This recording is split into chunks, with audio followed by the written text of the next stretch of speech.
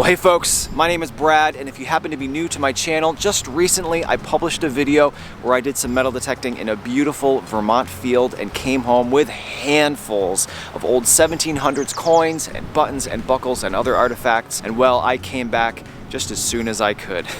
We're back to that farm field to see what else we can find here today. Now, if this is one of my first videos that you've seen, I post one of these every single Friday. So if you like what you see here today, consider subscribing or just come on back next week. I'm gonna get my metal detector out and see what else we can find here. 79.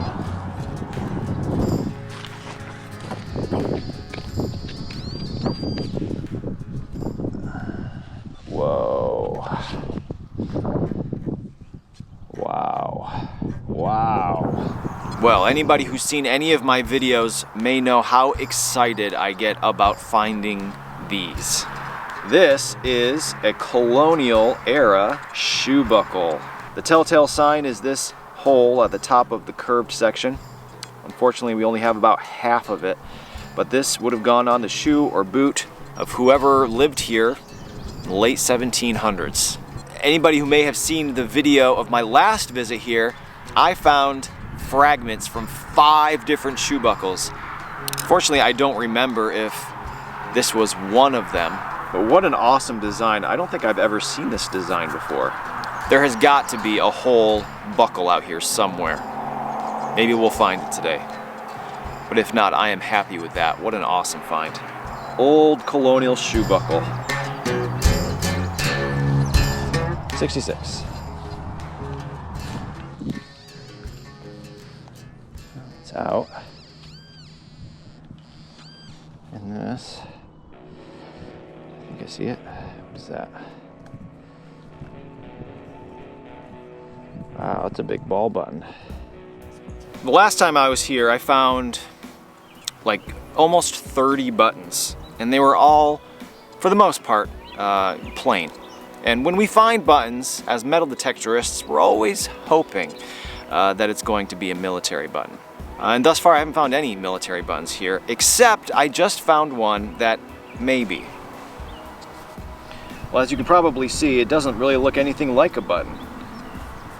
But it is, in fact, what's called a ball button. Back here, there would have been a disc where the shank was attached. When this was worn, it would have been brass and golden colored, all polished up. Well, it might have been civilian. The general consensus among metal detectorists is that these are military buttons. You can imagine a whole coat covered with these big golden round buttons. And judging by the age of the things that we found here, 1780s, very likely could be Revolutionary War time. It's tarnished and deteriorated and broken, but given where it came from, it's a great find. 89. That sounds great.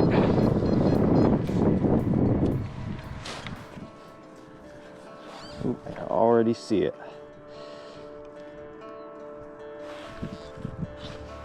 Ready? Give it a flip. Oh, sweet, an old coin. Old coin.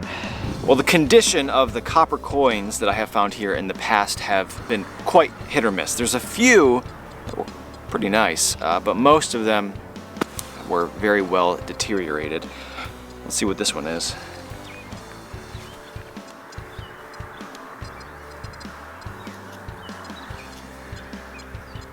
Not bad. I see something right here.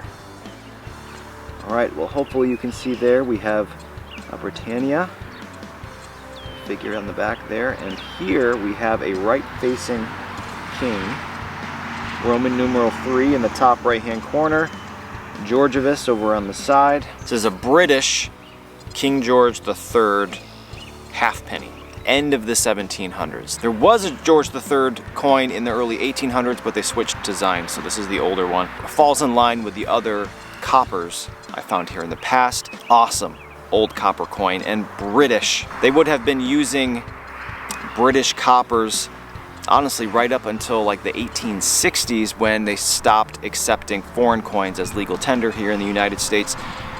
I have a feeling this one was lost back in the 1700s, but could have been used right up until the middle of the 1800s. Awesome old copper coin. Still on the fence about what exactly was going on here for them to lose so many. I'm sure there's still more here to find too. Makes the mind race. Awesome, great find.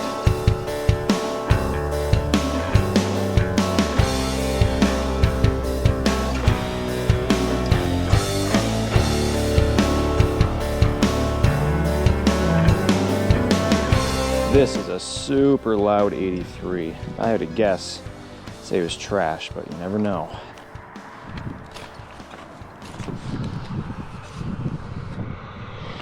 Wow, that's not trash at all. That's not trash at all. Well, there's nothing more quintessential colonial period than shoe buckles and knee buckles. Now, knee buckles aren't as iconic as the shoe buckles are. But that's what we have right here. Upon first glance, it may just look like a small brass buckle. Wow, this is a beautiful one. So back in the time folks were living here, the gentleman wore short breeches. I don't remember if it was just above the knee or just below the knee. I think it was just below the knee. And then they'd wear tall socks, and at the bottom cuff of their pants they would have one of these on each leg. And this might be the most beautiful I've ever found. Look at that. A little brass buckle. This would have, in the time, been shined up golden color since it is brass.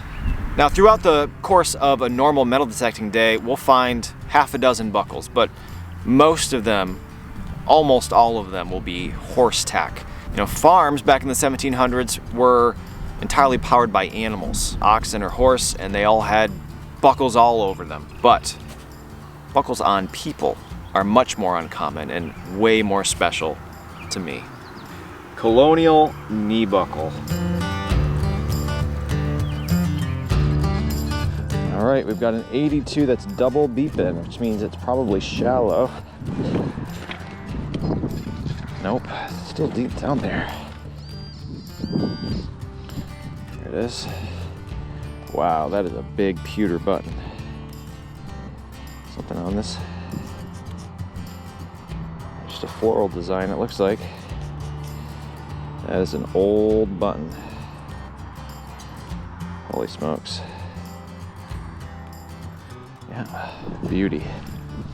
66.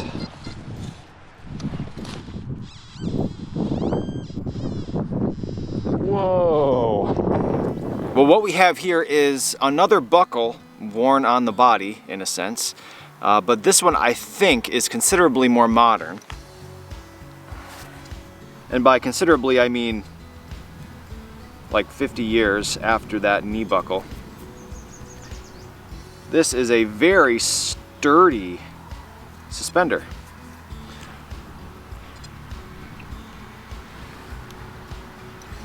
Got an audience. So hopefully you can see down here, this would have been a loop and there would have been a button here that this would have latched onto. But oftentimes when we find these, they look like this, broken, stretched apart. They can no longer function as a suspender and more than likely tossed. Folks back then in the 1800s would have these elaborate suspender setups, and there would be several buckles on them. So these are not an uncommon find, but one I still enjoy finding. Cool.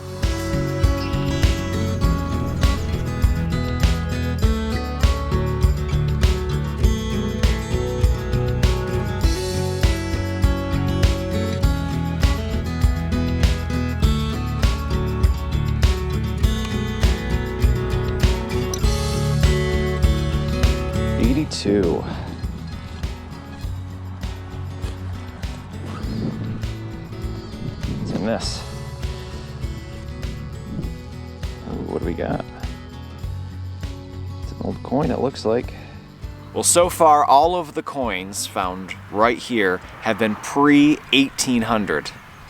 1700s across the board. Until this coin I just found. As you saw here, it says 1 cent, This side looks like 1890, I believe. I'm happy with an Indian head penny. For sure. There was definitely a habitation here in the 1700s, but this land has also been farmed pretty consistently since that time. It's still a farm. So we're gonna find things from the 1800s, from the 1900s, possibly from the 2000s. Not out of the question. Still a great find. Not bad condition either. This side looks great. 1 cent. 60.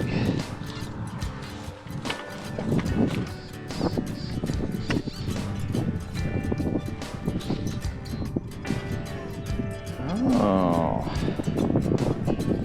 that is a cup link. Pretty one too. 73.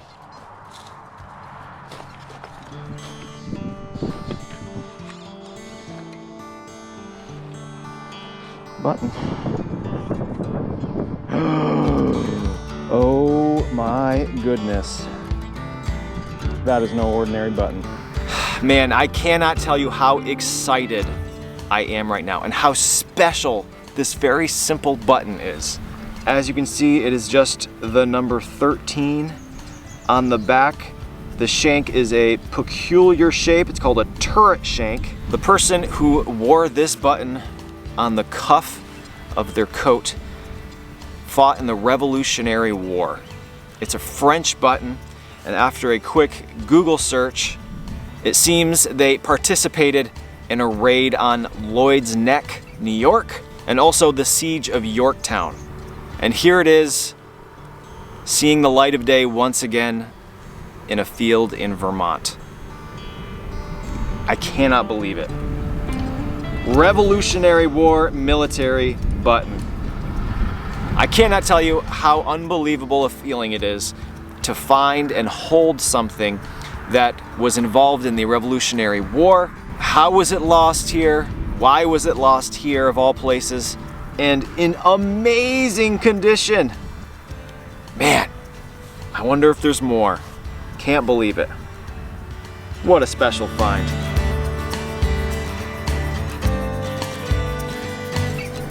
All right, folks, well, unfortunately, I have to call it a day, and it seems the last time I was here, I did a pretty good job of clearing out all of those big, beautiful high tones because I found less than half of the coins that I found last time I was here. But that button, let me tell you, makes up for it. What an unbelievable find. I've got everything I found here laid out. Let's take a look at it. All right, so very similar items to the last time I was here. 15 buttons this time, including the finale here, which we'll get to at the end of the wrap up. A couple pewter spoon handles, a bunch of buckle fragments. This is about half of a colonial shoe buckle, but then we also have a couple other fragments. I'm thinking now that this is probably a sash buckle and a suspender, which is quite a bit later than the rest of the stuff on this rock. A couple musket balls, a knee buckle, and inside the knee buckle I placed the cuff link. And this cuff link is unlike any I've ever seen before because maybe you can see around the outside now that it's drying out, there is holes, like a lace work almost. Really, really beautiful. I wonder if the other one's out here somewhere. The ball button, 2 coins. One is a George III British halfpenny, and then the Indian head cent. And then, of course, the 13th Regiment French military button, cuff button from the American Revolutionary War. Incredible. Find of the year thus far. It's going to be hard to beat. That's for sure. All right, folks, well, thanks again for watching. I hope you enjoyed today's video. I may or may not come back here, but the landowner owns hundreds of acres of land, and some of it is forested, so maybe we'll wind up there next time. Thanks for watching. Hopefully I'll see you next time.